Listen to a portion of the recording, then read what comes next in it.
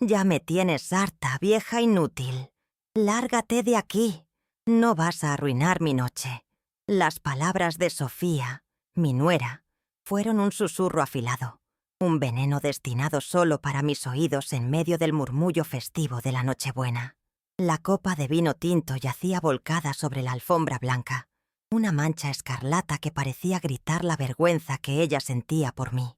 Sus dedos se clavaron en mi brazo con una fuerza que desmentía su figura delgada y elegante. Alcé la vista, buscando a mi hijo, Javier, pero él desvió la mirada, su mandíbula apretada en un gesto de fastidio, que no era para su esposa, sino para mí. El murmullo de sus amigos ricos se detuvo por un instante, un silencio incómodo que pesaba más que cualquier grito. No dije nada, simplemente asentí, sintiendo cómo el calor de la humillación me subía por el cuello, más ardiente que cualquier licor. Me soltó el brazo con un empujón discreto, y yo me erguí, alisando mi vestido con unas manos que de repente se sentían ajenas, temblorosas. Di un paso atrás, lejos de la mancha en la alfombra, lejos de la rabia contenida en su rostro. Mi corazón, ese viejo músculo cansado, latía con un ritmo sordo y pesado, como si estuviera golpeando contra una pared de piedra en mi pecho. Por fuera, mi rostro era una máscara de serenidad, la misma que había perfeccionado durante años de desprecios silenciosos y miradas condescendientes. Pero por dentro, cada una de sus palabras se repetía en un eco cruel, despojándome de mi lugar, de mi dignidad, en la casa que mi esposo y yo habíamos construido con el sudor de toda una vida. Era una invitada no deseada en mi propio hogar, una antigüedad molesta que había perdido su brillo. Caminé hacia mi habitación con la espalda recta, sintiendo las miradas de los invitados como pequeños alfileres sobre mi piel. No necesité voltear para saber lo que veían. Una anciana torpe que había cometido un error social imperdonable. Escuché a Sofía reír de forma forzada, un sonido agudo que intentaba remendar la fisura que mi torpeza había causado en su noche perfecta. Cada paso por el largo pasillo de nuestra casa en Coyoacán se sentía como una milla. Las fotografías en las paredes, retratos de una familia que ya no reconocía, me observaban en silencio. Allí estaba Javier en su graduación, con una toga y un birrete que pagué cosiendo ajeno hasta el amanecer. Allí estábamos mi esposo y yo, jóvenes y llenos de sueños, frente a la puerta de esta misma casa. Ahora, esa puerta se sentía como la entrada a un territorio extranjero y hostil. Al cerrar la puerta de mi cuarto, el sonido de la fiesta se atenuó, convirtiéndose en un rumor lejano y sin sentido. No lloré. Las lágrimas se habían secado hace mucho tiempo, reemplazadas por una especie de resignación helada. Me senté en el borde de la cama. La colcha tejida a mano, que había hecho décadas atrás, se sentía áspera bajo mis palmas. La humillación no era un arrebato de ira, sino un frío que se instalaba lentamente en los huesos. Un veneno que paralizaba el alma. Era la culminación de innumerables pequeños desprecios. La comida que cocinaba y que nadie tocaba. Las conversaciones que se detenían cuando yo entraba en la sala. La forma en que me llamaban Elena en lugar de mamá. Era el dolor sordo de ser invisible, de ser un mueble más en la casa que aún albergaba todos mis recuerdos.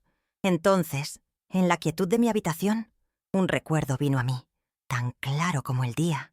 Era otra Navidad, 40 años atrás. Javier era un niño pequeño.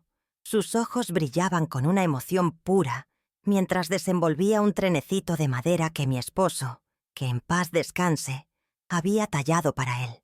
Recuerdo el olor a pino del árbol, la calidez de su pequeño cuerpo acurrucado en mi regazo, su risa que llenaba cada rincón de la casa, ese amor, ese lazo que sentí tan inquebrantable. ¿Dónde estaba ahora? El contraste entre el calor de ese recuerdo y el frío glacial de la humillación que acababa de sufrir fue lo que finalmente movió algo dentro de mí. No fue un estallido de furia, sino una claridad repentina y serena. La certeza absoluta de que el respeto no se mendiga, se exige, y yo había terminado de rogar. La noche avanzó lentamente, arrastrando consigo los ecos de la fiesta. Desde mi ventana, Observaba las luces de la Ciudad de México parpadear en la distancia, un mar de estrellas artificiales indiferente a mi pequeña tormenta. El aire frío de diciembre se colaba por el resquicio del marco, pero yo no lo sentía. Un frío distinto, más profundo, se había apoderado de mí. Ya no era la humillación lo que me calaba, sino una extraña lucidez. Me di cuenta de que había pasado años caminando de puntillas por mi propia casa, encogiéndome para no estorbar, silenciando mis opiniones para no molestar. Había confundido la paciencia con la sumisión y el amor incondicional con el permiso para ser pisoteada. El reflejo en el cristal me devolvía la imagen de una mujer mayor, de arrugas profundas y cabello blanco. Pero esa noche, por primera vez en mucho tiempo, vi algo más en mis ojos. Una chispa, el rescoldo de un fuego que me negaba a dejar extinguir. Mi mente, entonces, se convirtió en un telar, tejiendo hilos de memoria que me transportaron décadas atrás. Me vi joven, recién llegada de mi natal Jalisco, con las manos ásperas y el corazón lleno de una determinación feroz. Recordé el zumbido constante de mi máquina de coser, mi compañera inseparable en incontables madrugadas. Cada puntada era una promesa para mi hijo Javier. Con cada vestido que terminaba, con cada traje que ajustaba, estaba cosiendo su futuro. El olor a tela nueva, el tacto del lino y la seda, el dolor en la espalda y la vista cansada. Todo era un sacrificio hecho con amor, un precio que pagaba gustosa para que él tuviera la educación, las oportunidades, la vida que yo nunca pude ni soñar. Él era mi obra maestra, el tejido más fino que había salido de mis manos.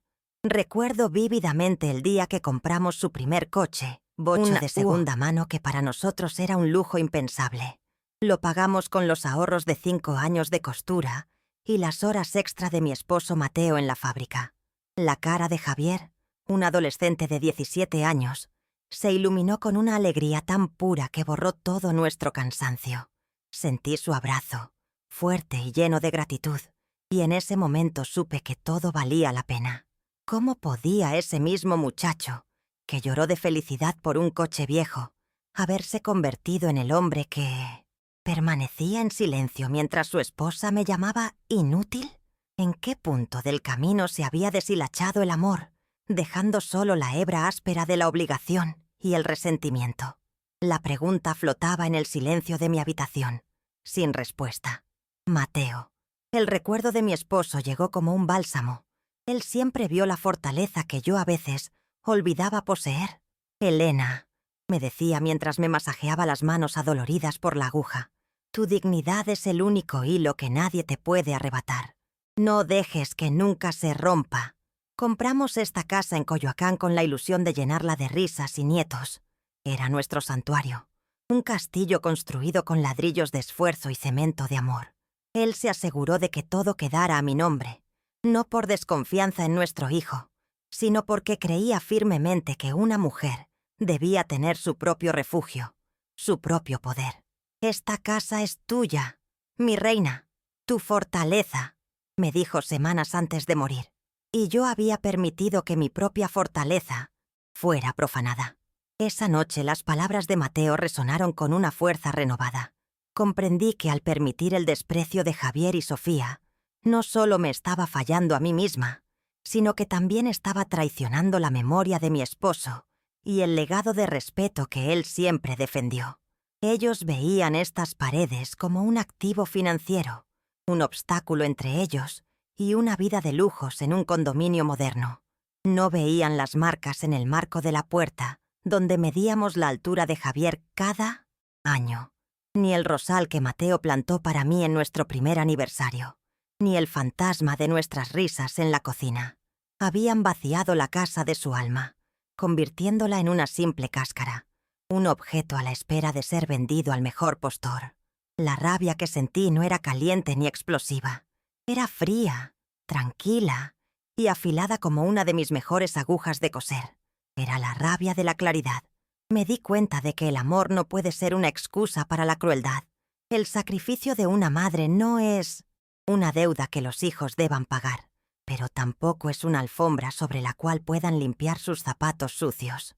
Había pasado demasiado tiempo esperando un cariño que ya no existía, anhelando un respeto que nunca me sería concedido voluntariamente.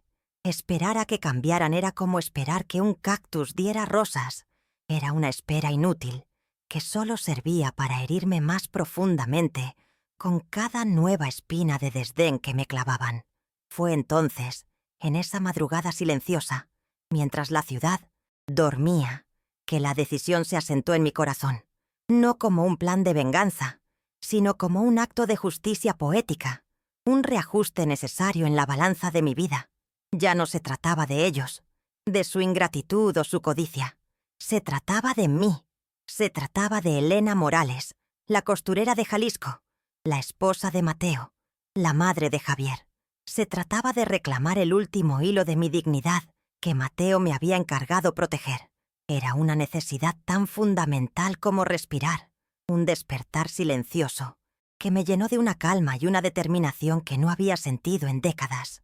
La mujer frágil que había subido las escaleras horas antes se había desvanecido. El plan comenzó a formarse en mi mente, cada paso claro y preciso, como un patrón de costura perfectamente dibujado. No habría gritos, ni confrontaciones, ni escenas dramáticas. Mi fuerza nunca había residido en levantar la voz, sino en la firmeza de mis manos, en la precisión de mi trabajo.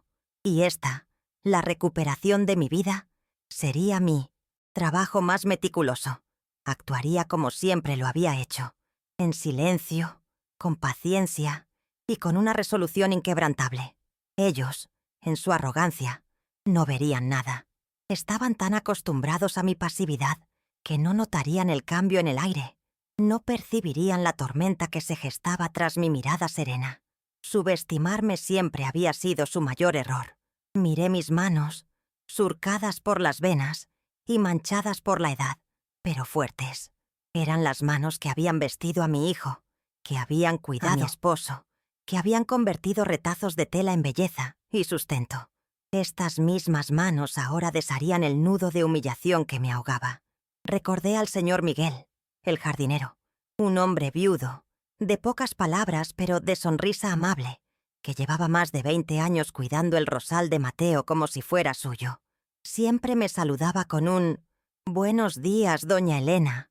¿Cómo amaneció usted?», un gesto de respeto simple y genuino que mi propia familia me negaba. En la bondad de aquel hombre, sencillo, encontré la pieza que faltaba en mi plan.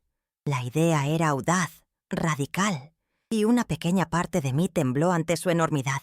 ¿Regalar la casa? ¿El fruto de toda una vida de trabajo? Pero luego la imagen del rostro de Sofía, torcido por el desprecio, volvió a mi mente, y supe que una casa no es un hogar si está vacía de respeto. Un hogar es donde te sientes seguro, valorado, en paz. Y yo no había sentido paz en años. Era mejor ceder los ladrillos y el mortero a alguien que entendiera el valor del afecto, que regalar mi alma a quienes solo veían en mí un estorbo. El señor Miguel y su familia, con su humildad y su trabajo honrado, merecían un techo seguro mucho más que aquellos que vivían bajo el mío, mientras me despreciaban. Me levanté de la cama y caminé hacia el viejo ropero de cedro que olía a tiempo y a naftalina. En el fondo de un cajón, bajo mis pañuelos de seda, estaba la caja de metal donde Mateo guardaba los documentos importantes. La abrí. Allí estaban las escrituras de la casa, con mi nombre, Elena Morales, escrito con una caligrafía clara y definitiva. Y junto a ellas, la tarjeta del doctor Ramírez, el viejo abogado de la familia, un hombre de la misma pasta que mi esposo, leal y justo. Sostuve los papeles en mi mano. No se sentían como simples documentos, sino como el peso de mi libertad, la llave para reclamar mi vida. La decisión ya no era un pensamiento, era una certeza física.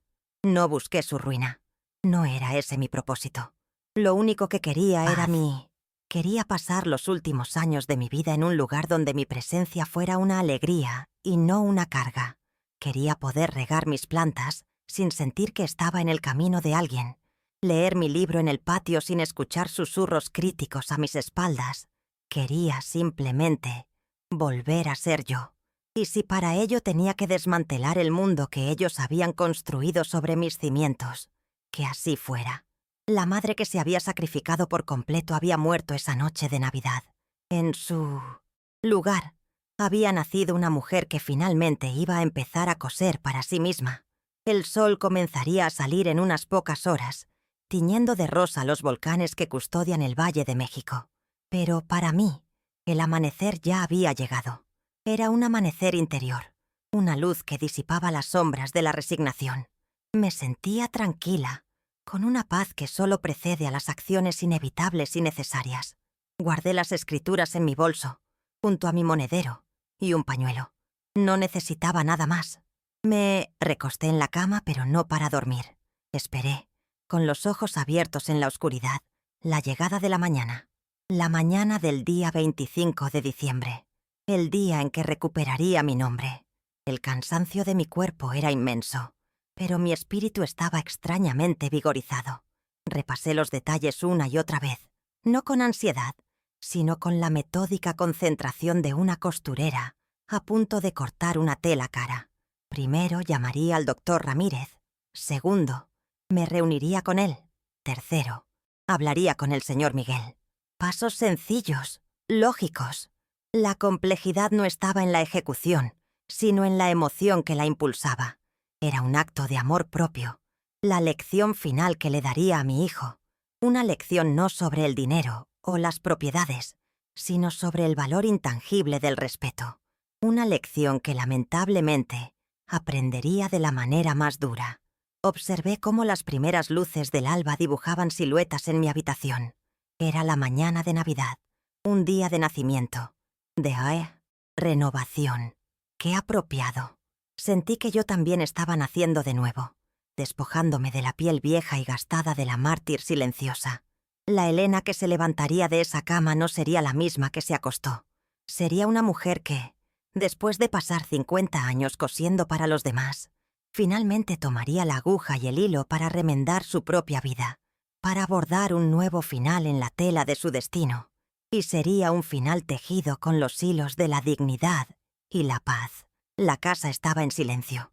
Javier y Sofía seguramente dormían profundamente, agotados por su fiesta, soñando con sus planes de futuro, planes en los que yo era solo una nota a pie de página, a punto de ser borrada. No sentía odio por ellos. Sentía una especie de lástima lejana.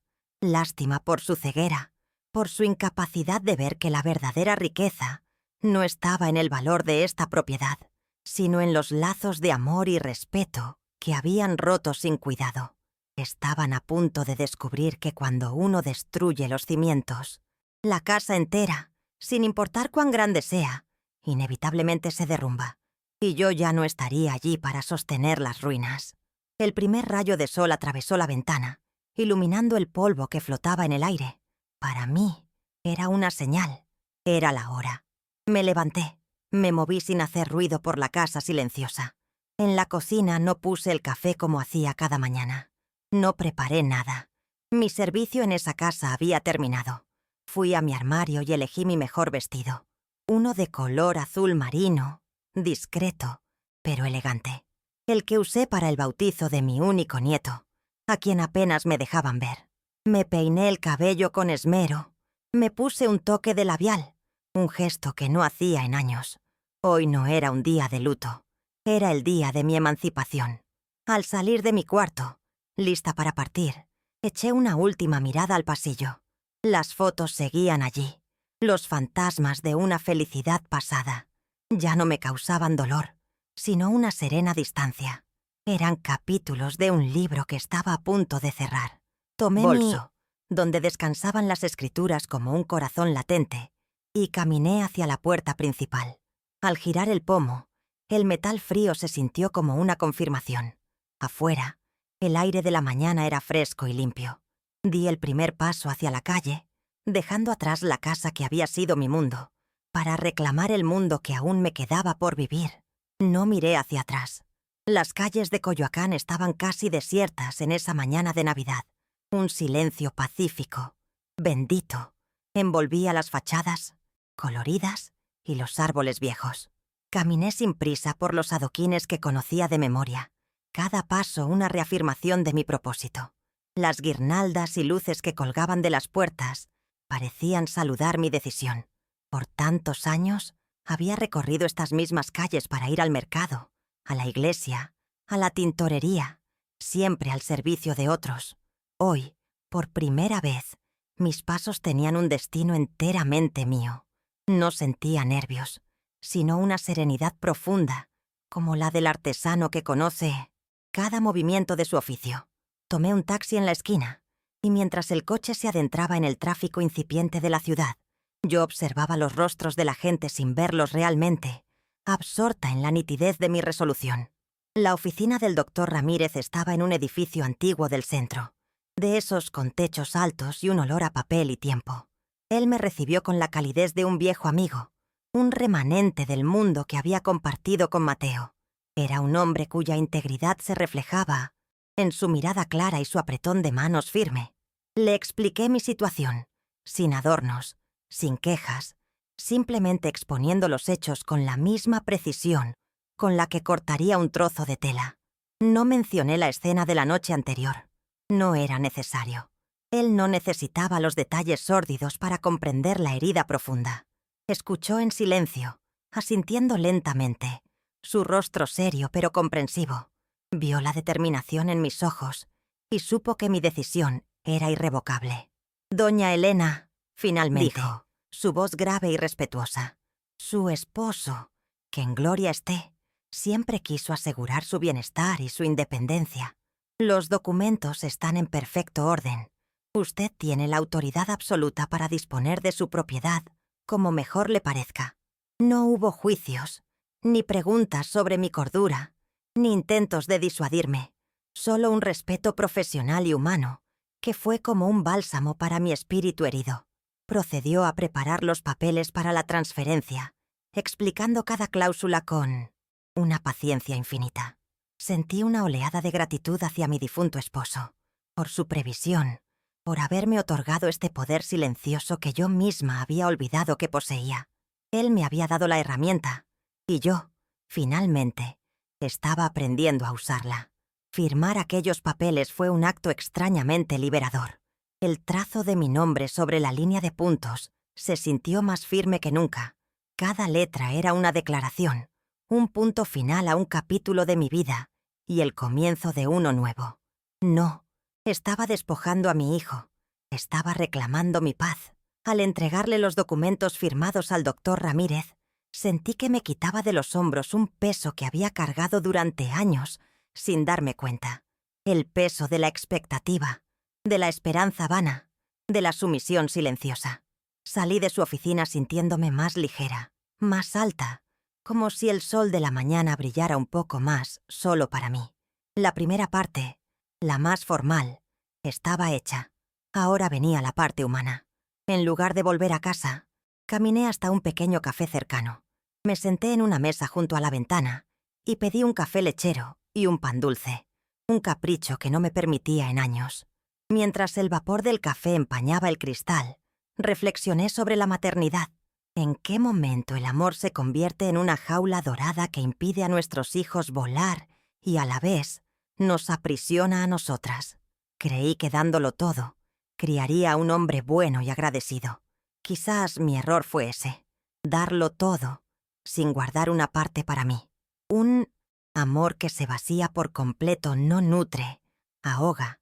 Estaba enseñándole a Javier la lección más dura de su vida, pero también la más necesaria. A veces, el acto de amor más grande de una madre es soltar, permitir que el hijo enfrente las consecuencias de sus propias elecciones. Sabía que no encontraría al señor Miguel en mi casa. Era Navidad, un día para estar con la familia. Recordé una conversación de hacía meses, donde me contó que su hija cantaba en el coro de una pequeña iglesia en Xochimilco. Era una apuesta, pero mi instinto me decía que lo encontraría allí.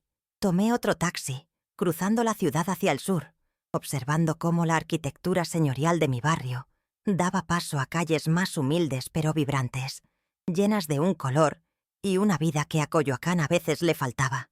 Me sentí cómoda en ese entorno.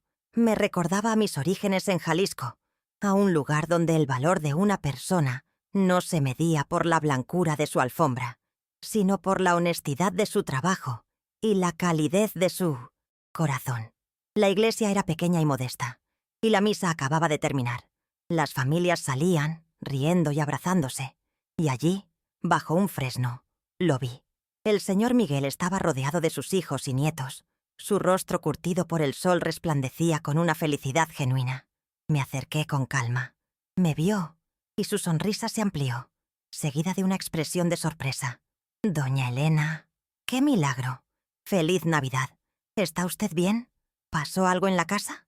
Su preocupación inmediata fue por mí, bienestar. Por mi... El contraste con la indiferencia de mi propia familia fue tan agudo que por un momento sentí un nudo en la garganta. Le devolví la sonrisa y le aseguré que todo estaba bien, que solo necesitaba hablar con él un momento, en privado. Nos apartamos del grupo familiar, hacia un rincón tranquilo del atrio de la iglesia. Le expliqué mi propósito, de manera directa y sencilla, sin dramatismos. Le dije que quería que él y su familia tuvieran un hogar seguro, un lugar del cual nadie pudiera echarlos jamás. Le ofrecí la casa, no como un regalo, sino como un acto de justicia. Le expliqué que la propiedad pasaría a su nombre y que mi único deseo era poder vivir en la pequeña casita de servicio que había en la parte trasera del jardín, si él me lo permitía. Quería seguir cuidando de mis plantas y estar cerca del rosal de Mateo. Le estaba dando una casa, pero a cambio le pedía un hogar, un santuario de respeto para mis últimos años. La reacción del señor Miguel fue algo que atesoraré por siempre. Al principio había incredulidad en sus ojos.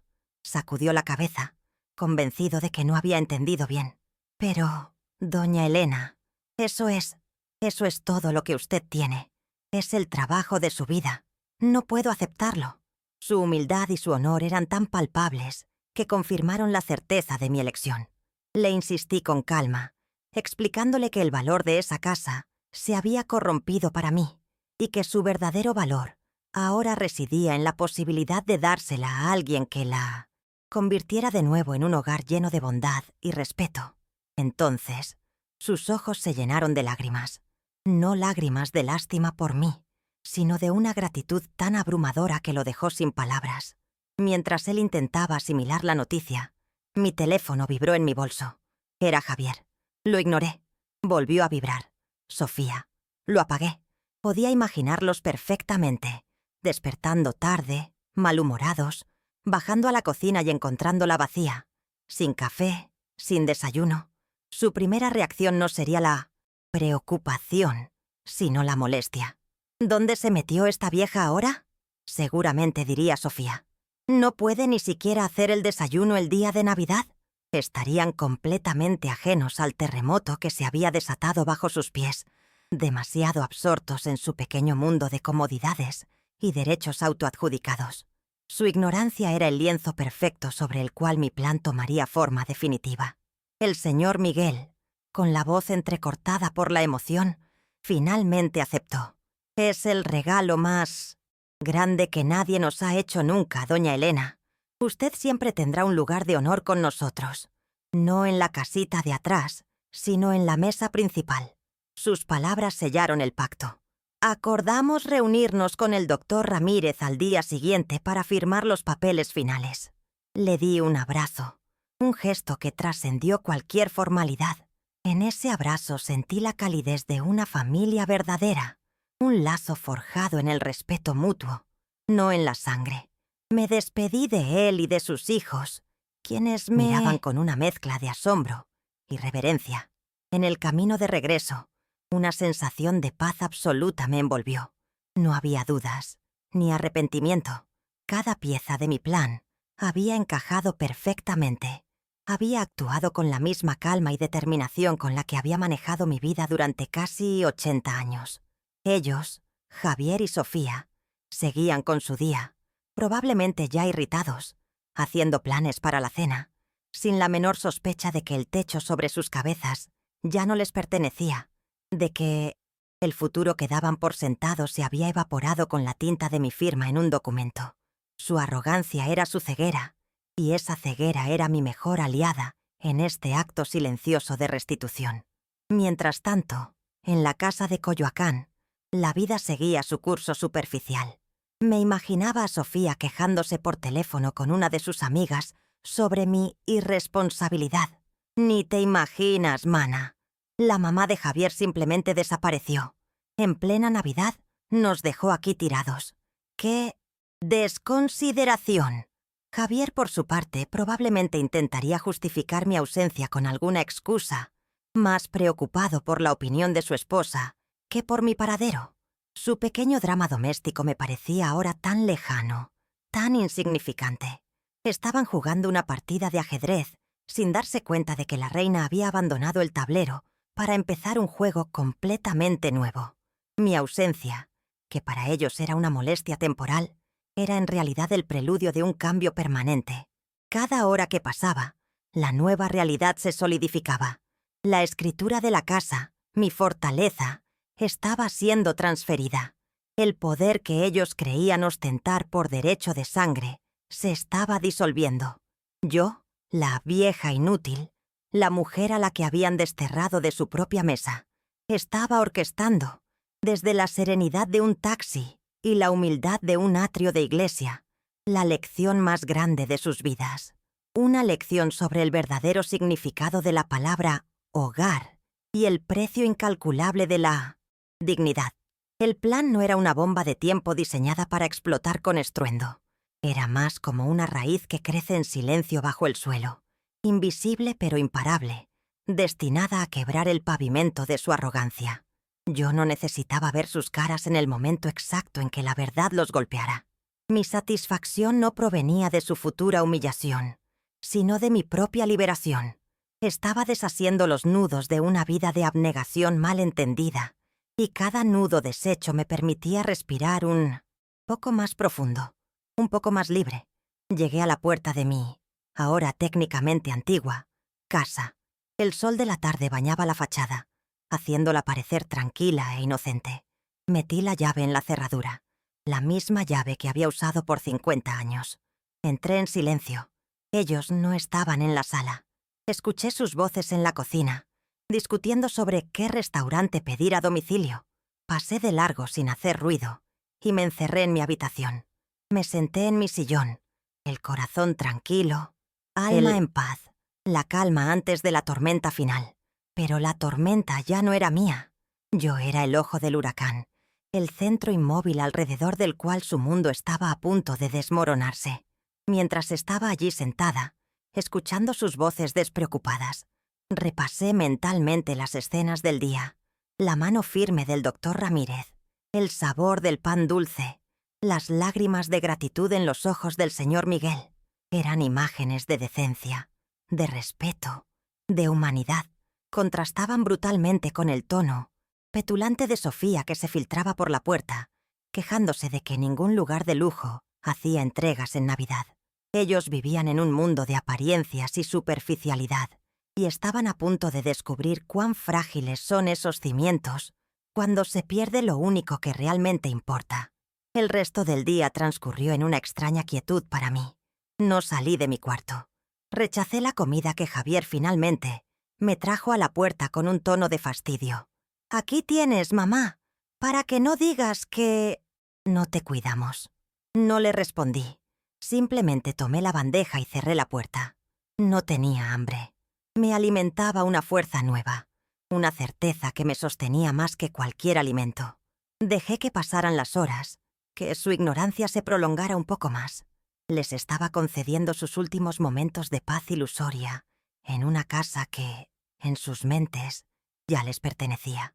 La ironía era tan densa que casi podía saborearla. La noche cayó de nuevo sobre Coyoacán. Desde mi ventana, vi al señor Miguel por la calle, de regreso a su casa. Cruzamos una mirada. Me hizo un discreto gesto con la cabeza, un saludo lleno de un significado que solo nosotros dos compartíamos. Era mi cómplice en este acto de justicia silenciosa, el guardián de mi nueva paz. Mañana sería el día de la revelación. Mañana, las palabras dichas en voz baja serían reemplazadas por la verdad irrefutable de un documento legal. Mañana, La costurera tomaría su medida final, cortando de una vez por todas la tela de la ingratitud, y el patrón de sus vidas cambiaría para siempre. Llegaron al final de la tarde, como había previsto. Escuché el coche entrar en la cochera, las puertas cerrarse con más fuerza de la necesaria, un signo de su impaciencia. Entraron a la casa discutiendo, sus voces cargadas de esa irritación que se había vuelto la banda sonora de mi vida. Sofía se quejaba de que yo no había contestado el teléfono en todo el día, y Javier intentaba calmarla con promesas vacías. Se detuvieron en seco al verme. Yo no estaba en mi rincón de siempre, sino sentada en el gran sillón de la sala, el que había sido de Mateo, un trono silencioso desde el cual los esperaba. No dije nada, simplemente los observé. Mi calma pareció desconcertarlos más que cualquier palabra, una anomalía en la rutina de su desdén. La tensión se instaló en la habitación, espesa e incómoda. ¿Se puede saber dónde estabas?, espetó Sofía, dejando su bolso de diseñador sobre la mesa con un golpe seco. Te hemos llamado mil... Uno se preocupa. La palabra preocupa sonó falsa, hueca. Su preocupación no era por mi bienestar, sino por la interrupción de su comodidad. Javier, como siempre, intentó mediar, aunque su tono también era de reproche. Mamá, por favor, nos tenías con el pendiente. Antes de que yo pudiera responder, sonó el timbre. Una interrupción calculada, la siguiente pieza de mi plan, moviéndose a su lugar. Sus rostros se tornaron confusos. No esperaban a nadie. Fui yo quien, con una lentitud deliberada, les dije: «Abran la puerta, es para nosotros». Javier abrió, y su confusión se transformó en asombro. En el umbral estaban el doctor Ramírez, con su portafolio de cuero, y a su lado, el señor Miguel, de pie, con la dignidad humilde de un hombre de bien, su sombrero entre las manos. La primera en reaccionar fue Sofía. Su rostro se contrajo en una mueca de desagrado y arrogancia.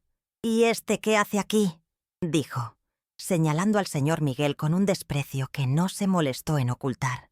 «Javier, dile que se vaya a la entrada de servicio. Lo que sea que venga fue a hacer, que espere afuera. Su casa, sus reglas». La ironía era tan amarga que casi sonreí. El señor Miguel no se inmutó, su mirada fija en mí con una calma respetuosa, esperando mi señal. «Él no se va a ninguna parte, y usted no va a volver a hablarle así nunca más», dije. Mi voz sonó extraña en el silencio de la sala, tranquila pero con un peso de acero. No la había alzado, pero cada sílaba resonó con una autoridad que ninguno de los dos me había escuchado usar jamás. «Por favor, pasen», invité a nuestros visitantes, señalando los otros sillones. «Y ustedes dos», dije mirando a mi hijo y a su esposa. «Siéntense, tenemos que hablar». Obedecieron, más por el shock que por respeto. Se sentaron en el borde del sofá, como extraños en su propia sala. La dinámica de poder en la habitación, alterándose visiblemente con cada segundo que pasaba. Una corriente subterránea que finalmente salía a la superficie. Una vez que todos estuvieron sentados, con una tensión que se podía cortar con un cuchillo, tomé la palabra. No hubo preámbulos, ni acusaciones, ni recuentos de viejas heridas. Mi propósito no era desahogarme, sino informar. Como saben, esta casa fue comprada hace muchos años por mi difunto esposo, y por mí. Fue el fruto de nuestro trabajo, el lugar donde criamos a nuestro único hijo. Miré a Javier, que se removió incómodo. Siempre pensaron en ella como su herencia, como algo que les correspondía por derecho. Asumieron que era suya en todo menos en el papel. Hice una pausa, dejando que las palabras se asentaran, que la verdad de su presunción quedara expuesta en el aire. De mi bolso saqué una copia del documento que el doctor Ramírez me había preparado. Lo desdoblé con cuidado y lo coloqué sobre la mesita de centro, entre ellos y yo. Sofía lo miró con desdén, como si fuera una servilleta sucia. Javier ni siquiera lo miró, sus ojos fijos en mí con una creciente aprensión. «Esta casa no es más de ustedes», dije, mi voz tan estable como el roble del sillón en el que me sentaba. «De hecho, para ser precisa, nunca lo fue. La frase cayó en el silencio con el peso de una sentencia. Sofía soltó una risa corta y nerviosa. ¿De qué estás hablando, Elena? ¿Ya perdiste la cabeza? Obviamente la casa será de Javier cuando tú... No la dejé terminar. La casa fue vendida esta mañana. La interrumpí, aún con mi tono sereno. El señor Miguel. Y aquí giré mi cabeza hacia él con una mirada de respeto. Es el nuevo y legítimo propietario. La risa de Sofía se congeló en sus labios. Su rostro pasó por una serie de transformaciones asombrosas en cuestión de segundos. De la burla a la incredulidad. De la incredulidad al pánico puro. Cogió el papel de la mesa con manos temblorosas. Sus ojos, antes llenos de soberbia, ahora recorrían las líneas del texto legal, buscando un error, una escapatoria, algo que desmintiera la realidad que la estaba abofeteando. Javier, a su lado, estaba pálido, como un fantasma, su boca ligeramente abierta, sin poder articular sonido. «¡Esto es una broma!», gritó Sofía, arrojando el papel sobre la mesa. «Una broma de pésimo gusto de una vieja loca y senil.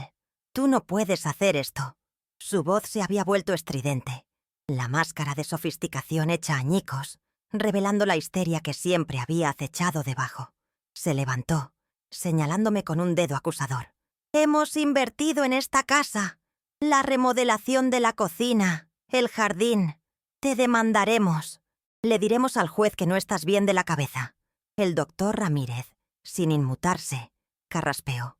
«Señora», dijo con una calma glacial, «le aseguro que la señora Morales está en pleno uso de sus facultades mentales y la transacción es perfectamente legal e irrevocable». Javier, mientras tanto, parecía haberse encogido. Tomó la escritura con manos que le temblaban visiblemente. No la leyó como Sofía, con furia, sino con la desesperación de quien busca un indulto. Levantó la vista hacia mí y, por primera vez en años, me miró. Realmente me miró. En sus ojos no vi la ira de su esposa, sino un abismo de comprensión y terror. Vio la verdad, no solo la legal, sino la emocional.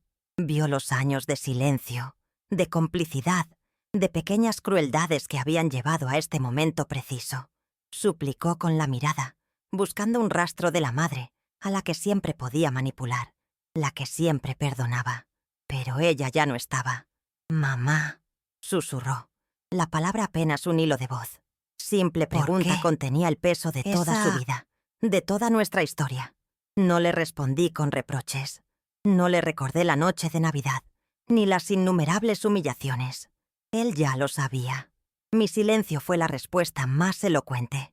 Le devolví la mirada, serena, inquebrantable, y en ese cruce de miradas, él comprendió que había cruzado una línea sin retorno. Vio que el amor incondicional que él había dado por sentado tenía, después de todo, una condición: el respeto. Y él la había violado de forma irreparable, permitiendo que su esposa lo hiciera en su nombre. El edificio de su vida construido sobre mi sacrificio se estaba viniendo abajo. La furia de Sofía se convirtió en una sarta de insultos. Me llamó de todo: vieja malagradecida, bruja, víbora. Su desesperación era tan grande que incluso insultó al señor Miguel, llamándolo ladrón y aprovechado. Él permaneció en silencio, su dignidad un escudo impenetrable contra el veneno de sus palabras. Yo la dejé gritar, dejé que vaciara toda su frustración, toda su rabia impotente. Cada insulto que lanzaba era una confirmación de que había hecho lo correcto. Estaba presenciando el colapso de una tirana que acababa de perder su reino. Ya no me afectaba. Sus palabras eran el ruido de una tormenta que pasaba de largo, porque yo ya estaba a salvo en mi refugio. Cuando finalmente se quedó sin aliento, con el rostro congestionado y los ojos inyectados en sangre, aproveché el silencio. Mi voz, en contraste con su alboroto, sonó aún más potente. El señor Miguel y su familia se mudarán a finales de la semana. Él ha tenido la amabilidad de permitirme quedarme en la casa de servicio. Hice una pausa y los miré a ambos, a la mujer que me odiaba y al hijo que no supo defenderme. Ustedes tienen 30 días para desocupar el inmueble, ni un día más. Cada palabra fue precisa, medida, final. No era una sugerencia, ni una negociación. Era el nuevo orden de las cosas. Era la consecuencia directa de sus actos, servida Pasión no de la con la venganza. sino con la frialdad de la justicia. El impacto final de mis palabras los dejó sin aire. El pánico en sus rostros era ahora total, desnudo. La casa, el estatus, el coche en la cochera, la vida de apariencias que habían construido, todo dependía de esta propiedad, y yo se la había arrebatado. Javier se cubrió la cara con las manos. Un sollozo ahogado escapó de su garganta. Sofía simplemente se quedó de pie, temblando, su mente febril seguramente calculando la magnitud de la catástrofe. Habían perdido mucho más que un techo. Habían perdido su futuro, el que habían planeado sobre mi tumba. El jardinero, el hombre al que consideraban invisible, era ahora el dueño de su destino, el árbitro de su desalojo. Me levanté del sillón. El doctor Ramírez y el señor Miguel se levantaron conmigo. Para mí, la conversación había terminado. Ya no había nada más que decir. Les di la espalda a mi hijo y a su esposa, dejándolos en medio de los escombros de su arrogancia. Caminé hacia la puerta que daba al jardín, el santuario que pronto compartiría con gente que me valoraba. Al abrirla, la luz del atardecer me bañó el rostro. No sentí una alegría exultante, ni el placer de la revancha. Lo que sentí fue una profunda y abrumadora sensación de paz. Era la paz de haber enderezado algo que llevaba mucho tiempo torcido. La paz de haber reclamado mi nombre. La paz de saber que, finalmente, estaba en casa. Los siguientes 30 días fueron un purgatorio silencioso, un lento y agónico desmantelamiento de una vida que ellos creían segura. La casa, antes llena de sus risas forzadas y sus órdenes veladas, se sumió en un silencio denso y hostil. Javier y Sofía se movían como espectros por los pasillos, evitando mi mirada, sus rostros una mezcla de furia reprimida y pánico mal disimulado. A veces, por la noche, escuchaba a Sofía llorar con una rabia violenta, o a Javier suplicándole en susurros que se calmara. Yo, por mi parte, me dediqué a empacar mis pocas pertenencias en cajas de cartón, mis libros, las fotos de Mateo, mi vieja máquina de coser. Cada objeto que guardaba era un ancla a mi verdadera identidad, la que había sido sepultada bajo años de servidumbre. No sentía prisa, ni ansiedad. Simplemente me movía con la metódica calma de quien sabe que su liberación es inminente. Sofía intentó algunas tácticas. Primero, el desprecio absoluto, ignorándome como si yo fuera invisible, una estrategia que ya no tenía poder sobre mí. Luego, intentó Dejando la caer intimidación, amenazas veladas sobre acciones legales, sobre cómo la gente se enteraría de mi crueldad. Cuando nada de eso funcionó, dio paso a una especie de histeria teatral, rompiendo un jarrón accidentalmente o dando portazos a altas horas de la noche. Yo permanecía impávida. Su rabia era una tormenta fuera de mi ventana. Yo estaba a salvo, en la quietud de mi cuarto, leyendo un libro o remendando una vieja colcha. Su poder sobre mí se había evaporado porque se basaba en mi miedo y en mi amor, y yo ya no tenía miedo de ella. Y mi amor por mi hijo estaba siendo reemplazado por una profunda lástima. Javier, por su parte, intentó la vía de la piedad. Me buscaba cuando Sofía no estaba, con los ojos enrojecidos y la postura de un niño castigado. «Mamá, por favor, recapacita», me decía. «Fue un error. Sofía estaba estresada. No volverá a pasar. No nos hagas esto». Sus palabras eran vacías, ecos de disculpas que había escuchado demasiadas veces.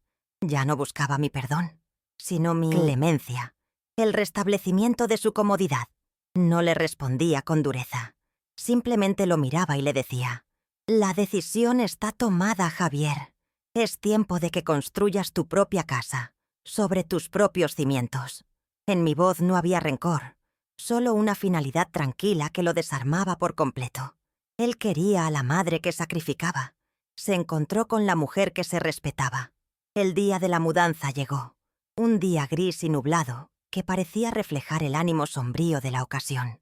Un gran camión se estacionó frente a la casa y hombres extraños comenzaron a sacar los muebles caros, los objetos de arte, todos los símbolos del estatus que tanto valoraban.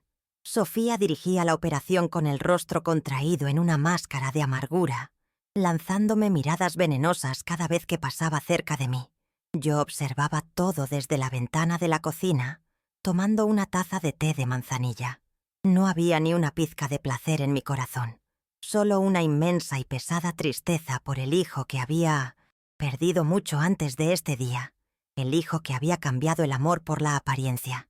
La confrontación final fue tan patética como inevitable. Cuando el camión estaba casi lleno, Javier se acercó a mí por última vez, las lágrimas corriendo por su rostro. «Nos has destruido, mamá. Lo has destruido todo». Su voz era la de un hombre que se negaba a aceptar su propia responsabilidad. «No, Javier», le respondí con suavidad. «Ustedes construyeron esto sobre un terreno que no era suyo. La casa simplemente ha vuelto a su dueña original. La dignidad». Sofía se unió a él, su rostro desencajado. «Púdrete en tu dignidad, vieja», siseó. «Espero que te mueras sola aquí». Fueron sus últimas palabras para mí. Las recibí en silencio, como la lluvia fina que comenzaba a caer afuera. Eran solo ruido.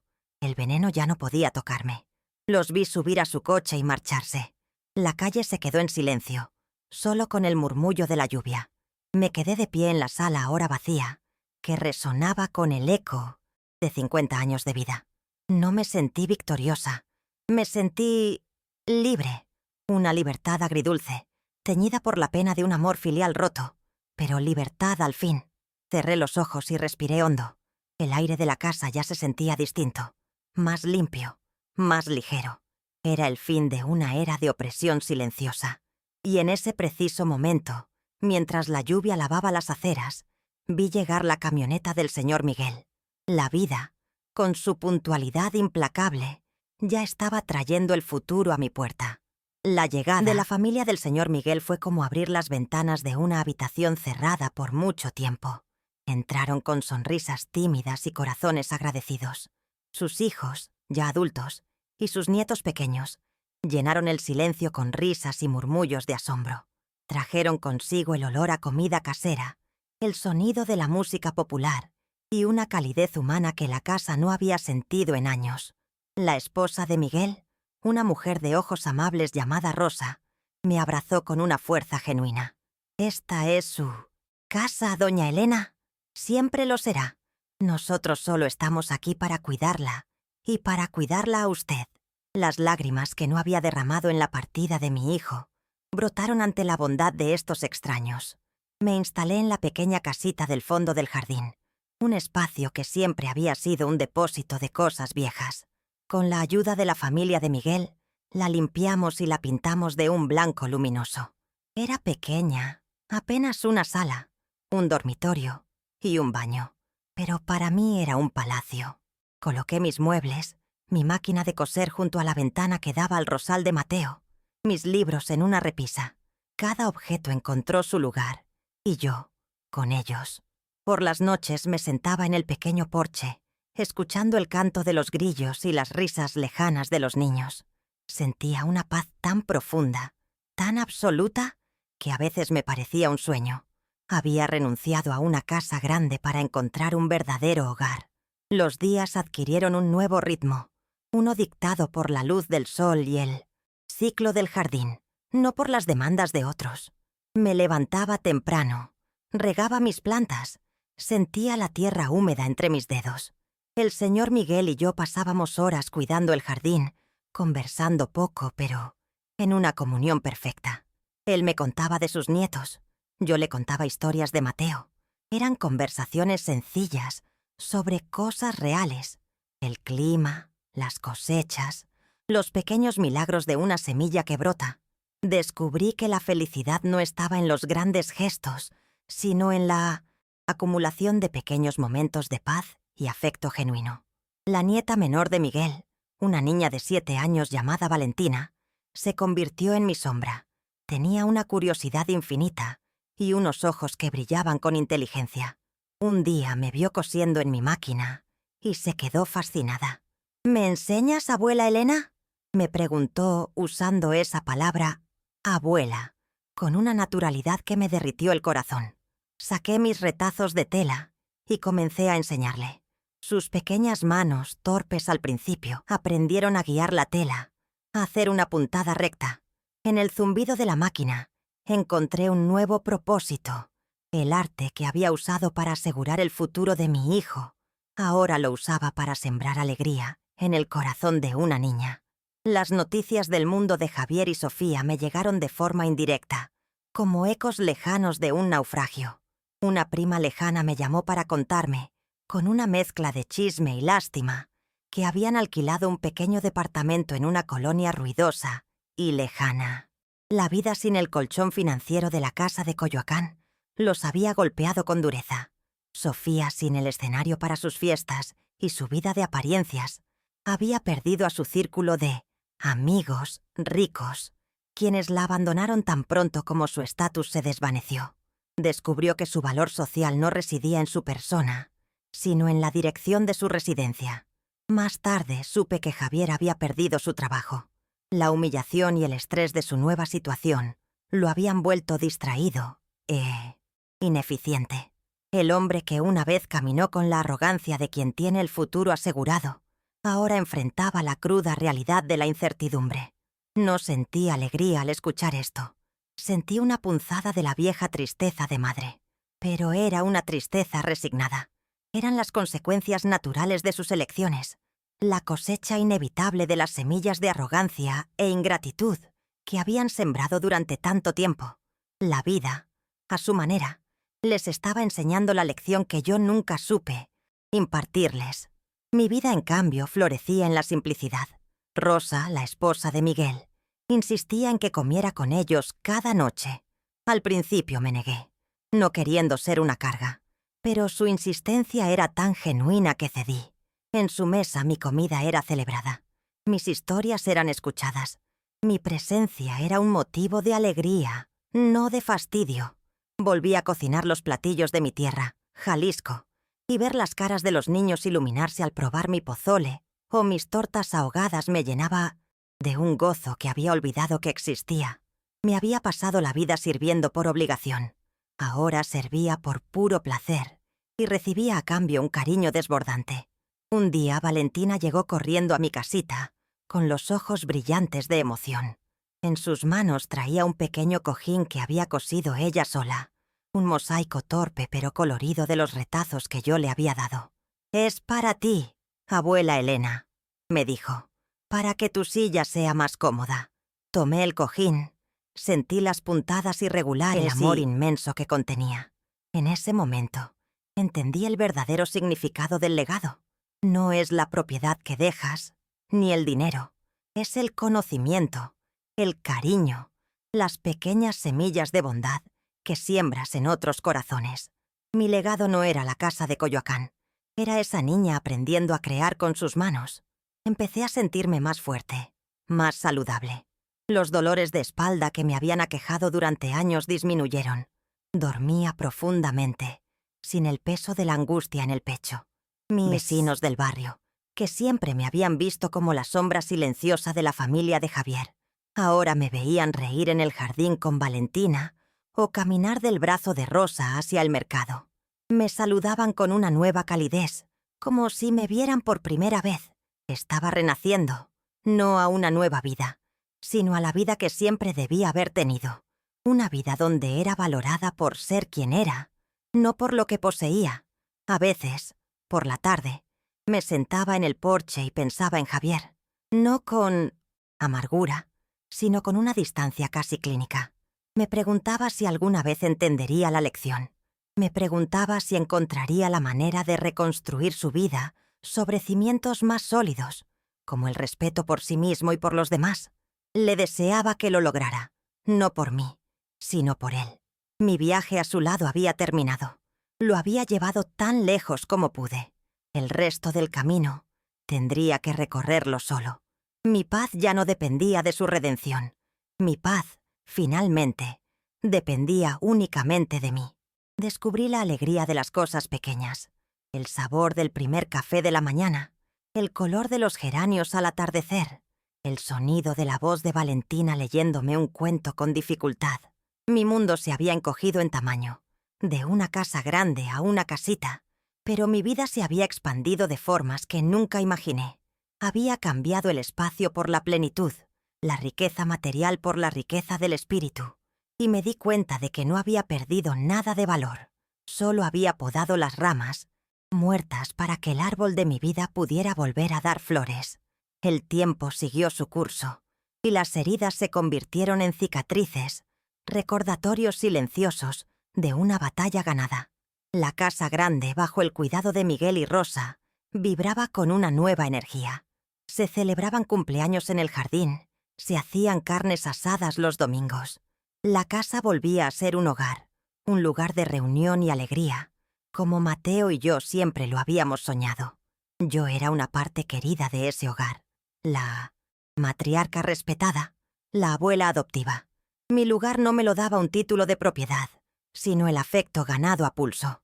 Un domingo, mientras estábamos todos en el jardín, Miguel se me acercó. «Mire, doña Elena», dijo, señalando a su familia reunida. «Todo esto es gracias a usted. Nos dio mucho más que una casa. Nos dio un futuro». Sus palabras eran sinceras, desprovistas de cualquier adulación. Miré la escena. Rosa sirviendo agua de Jamaica, los niños corriendo sobre el césped, sus hijos riendo. Y entendí que mi acto no había sido solo de autopreservación. Había sido un acto de creación. Había destruido una familia falsa para permitir que una verdadera floreciera en su lugar. La justicia, a veces, no es un castigo, sino una simple redistribución de la felicidad. Yo había tomado la felicidad que se me negaba y la había puesto en manos de quienes la merecían y la sabrían cuidar. Al hacerlo, paradójicamente, había encontrado la mía propia. No era una felicidad ruidosa ni exultante, sino una felicidad serena, como un lago en calma al amanecer. Una felicidad que venía de saber que estaba exactamente donde debía estar, rodeada de la gente correcta, siendo la versión más auténtica de mí misma. La vejez, que antes me parecía un largo pasillo hacia el final, ahora se sentía como un jardín soleado. Cada día era un pequeño regalo que desenvolvía con gratitud. Ya no era la vieja inútil, desterrada de la mesa de Navidad. Era doña Elena, la que enseñaba a coser, la que contaba las mejores historias, la que tenía el jardín más bonito. Había reclamado no solo mi casa, sino mi identidad, mi valor, mi nombre, y ese era el mayor tesoro que podía poseer. Años después de aquella Nochebuena, un hombre que se parecía vagamente a mi hijo tocó a la puerta. Era Javier. Estaba más delgado, con canas en las sienes y una mirada cansada que había perdido toda su antigua arrogancia. Me dijo que se había divorciado de Sofía, que tenía un trabajo modesto y que había pasado mucho tiempo pensando. Me pidió perdón, no un perdón para recuperar la casa, sino un perdón que parecía nacer de un arrepentimiento genuino. Lo escuché, asentí y le ofrecí un vaso de agua. Lo había perdonado hacía mucho tiempo, no por él, sino por mí. Perdonar era la última puntada para cerrar la herida. Hablamos un rato, de cosas triviales. Le conté de Valentina y mis clases de costura. Él me contó de su nuevo y pequeño apartamento. Era una conversación entre dos extraños que compartían un pasado doloroso. Cuando se fue, no sentí la necesidad de invitarlo a volver. Nuestra historia ya estaba escrita y terminada. Su visita solo confirmó que mi decisión, por dura que fuera, había sido un acto de amor. Lo había obligado a crecer, a enfrentarse a sí mismo. Y aunque el proceso fue brutal, parecía que finalmente estaba en el camino de convertirse en el hombre que yo siempre esperé que fuera. Esa noche, mientras regaba el rosal de Mateo bajo las estrellas, sentí su presencia a mi lado. Sentí su aprobación, su orgullo. Había protegido mi dignidad. El hilo que él me dijo que nunca dejara romper. Había honrado nuestro amor y nuestro trabajo. La casa estaba en buenas manos. Y mi corazón, por primera vez en mucho, mucho tiempo, estaba completamente en paz. Ya no había deudas, ni rencores, ni tristezas. Solo la suave fragancia de las rosas y la serena certeza de un trabajo bien hecho. Mi vida se había convertido en un tejido de momentos sencillos y preciosos. La risa de Valentina, del café con Rosa. El sabor, el silencio compartido con Miguel en el jardín. Había descubierto que un hogar no se define por sus paredes, sino por el respeto y el cariño que habita en él. Había aprendido que la verdadera fortaleza no está en aguantar el dolor en silencio, sino en tener el coraje de decir basta y trazar un nuevo camino, aunque eso signifique caminar sola por un tiempo. La gente a veces me pregunta si me arrepiento de haberle dado mi casa a un extraño en lugar de a mi propio hijo. Siempre respondo lo mismo. No le di mi casa a un extraño. Se la quité a los extraños que vivían en ella y se la entregué a mi familia. Una familia que no estaba unida por la sangre, sino por los lazos mucho más fuertes del respeto, la gratitud y el afecto sincero. Y esa fue la decisión más sabia de toda mi vida. Me siento completa, la mujer fragmentada, la sombra que se movía por los rincones de su propia casa. Ya no existe.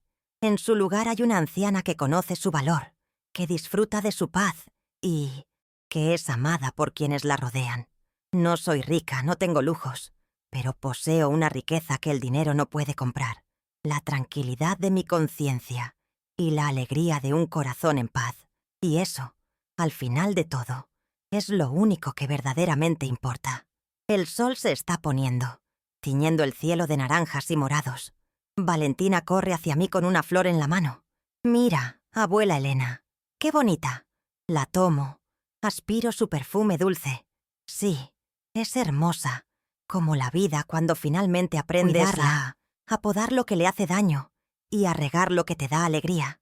Mi jardín, tanto el de afuera como el de adentro, está floreciendo, y yo con él. La última puntada de mi tapiz vital no será de dolor ni de sacrificio, sino de serena alegría. He tejido una vida que, aunque tuvo nudos y hebras rotas, ha resultado en un diseño final hermoso y coherente, uno que puedo mirar con orgullo. La historia de Elena Morales, la costurera, no es una tragedia. Es una historia de amor propio, de justicia silenciosa y de la paz que se encuentra cuando uno finalmente se atreve a reclamar su propio espacio en el mundo. Ya no miro hacia el pasado con dolor, ni hacia el futuro con incertidumbre. Vivo plenamente en el presente, en este pequeño paraíso que he cultivado. La lección que aprendí, la que ahora comparto, es simple. La dignidad no es negociable, y un hogar es un derecho del alma, no un título de propiedad. Quien no entienda eso, vivirá siempre como un inquilino en su propia vida, sin importar cuántas casas posea. Yo, en mi pequeña casita, soy la dueña absoluta de mi universo. Mi vida ahora transcurre aquí, en este pedacito de tierra que es mi refugio. Cada mañana, al despertar, lo primero que veo es el rosal que plantó Mateo. Ha sobrevivido a inviernos y sequías, y a pesar de sus espinas, cada año nos regala las flores más hermosas. Pienso que yo soy como ese rosal. He soportado tormentas que amenazaron con quebrarme. He sentido las espinas del dolor y la humillación. Pero, al final, al cortar lo que estaba enfermo, he vuelto a florecer. He aprendido que la vida, como un jardín, requiere de manos firmes, manos que sepan cuándo regar y cuándo podar, que no teman cortar de raíz lo que ya no da vida, para hacer espacio a los nuevos brotes. Mi jardín, ahora, está lleno de flores, y cada una es un testimonio de la paz que cultivé con mis propias manos. Reflexionando en la quietud de mis días, he llegado a comprender la verdadera naturaleza de la familia. La sangre te hace pariente, pero solo la lealtad y el respeto te convierten en familia. El lazo que me une a Miguel, a Rosa y a sus nietos es más fuerte que muchos lazos de sangre que he conocido, porque está tejido con los hilos del agradecimiento mutuo y el afecto sincero. Con mi hijo Javier comparto un pasado, recuerdos y un amor que se transformó en herida. Con mi nueva familia comparto un presente lleno de risas y un futuro de serenidad. La sangre es solo el punto de partida. El verdadero viaje familiar se construye con las elecciones que hacemos cada día, con la decisión de honrar, cuidar y valorar a quienes caminan a nuestro lado. Mi fuerza, Me doy cuenta ahora. Nunca estuvo en los gritos ni en las confrontaciones. Fue siempre una fuerza silenciosa, como la del agua que, gota a gota, es capaz de erosionar la piedra más dura. Fue la paciencia de la costurera, que une piezas dispares con un hilo fino pero resistente, hasta crear algo completo y hermoso. Por años, usé esa paciencia para soportar, para aguantar. Pero mi acto más grande de fortaleza fue darme cuenta de que esa misma paciencia, esa misma precisión, podía usarla para deshacer las costuras de una vida que me asfixiaba y diseñar una nueva, a mi medida. La verdadera fuerza no es la capacidad de aguantar el peso, sino el coraje para soltarlo. Si mi historia puede dejar una enseñanza, que sea esta. Nunca es demasiado tarde para reclamar la propia dignidad. A veces, por amor, por costumbre o por miedo, permitimos que nos definan, que nos pongan en un rincón, que silencien nuestra voz.